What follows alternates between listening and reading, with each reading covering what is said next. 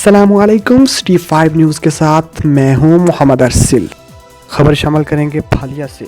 फालिया का इलाका लोंग धोतड़ा जराइम पेशा अफराद के निशाने पर है। मवेशी पाल हजरात शदीद अदम तहफ़्फ़ुज़ का शिकार हो गए। दर्जनों अफराद के कीमती मवेशी चुरा लिए गए मगर किसी का मुकदमा दर्ज ना हो सका। रस्सागीरों के सताए देहाती मीडिया टीम के सामने फट पड़े। मज़ीद जानते हैं शहबाज मुगल की इस रिपोर्ट में। दरियाई चिनाब के शुमाली किनारे पर आबाद फालिया के 10वीं देहात में फालिया की रिट ख़त्म। लौंग दोतड़ा समेत कई देहात मवेशी चोरों के लिए तरनवाला बन गए। दर्जनों अफराद बड़ी मुशक्क़त से पाले गए अपने मवेशियों से हाथ धो चुके हैं मगर आज तक किसी गरीब का मुकदमा दर्ज ना हो सका और ना ही किसी को इसके चुराए गए मवेशी वापस मिल सके।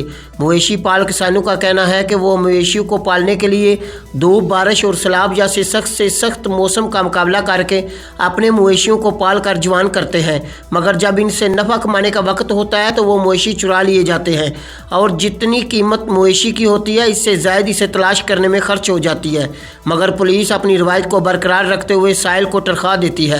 रस्सागिरों के सताए हुए लौंग दोतड़ा के किसान मीडिया टीम के सामने फट पड़े और उन्होंने वज़ीर-ए-आज़म पाकिस्तान से मदद की अपील कर दी और मज़ीद उन्होंने मीडिया से बातचीत करते हुए कहा, मेरी गुजारिश है पुलिस अगे कि भाई साहब साढ़े चोरी इलाके च बहुत ज़्यादा हो रही है कि इस दी हिफाजत वास्ते साडा चोरी होया। कदों होया है? 2-2.5 महीने हो गए ने। दरखास्त लिखवाई है जी लिखवाई थाना है। केड़ा? थाना भागट जी। थाना भागट है जी। ते की ना की ਤੁਹਾਡਾ? खालिद परवेज जी।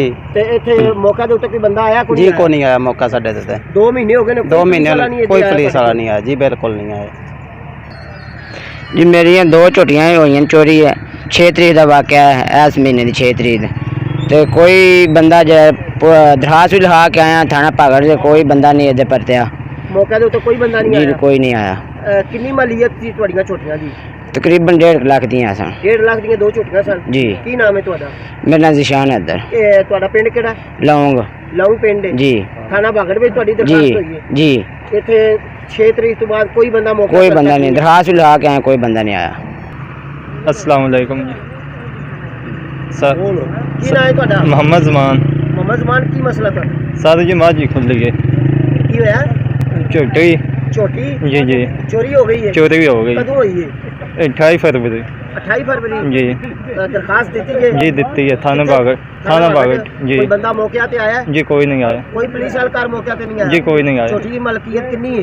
तकरीबन लाख सवा लाख है। लाख सवा लाख जी। नाम की है ਤੁਹਾਡਾ? मोहम्मद जमान। मोहम्मद जमान जी। पिंड ਕਿਹੜਾ ਜੀ? लौंग ਲੌਂਗ। जी।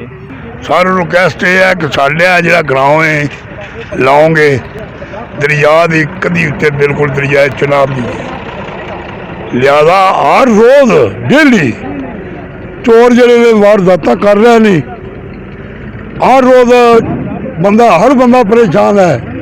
जितने भी है जिन्ने पिंड हैं कामों के ने चाड़ के ने लाओगे सदूला। खबर से बाखबर रहने के लिए हमारा पेज ज़रूर लाइक करें। मोहम्मद अरसल को इजाज़त दीजिए। अल्लाह निगहबान।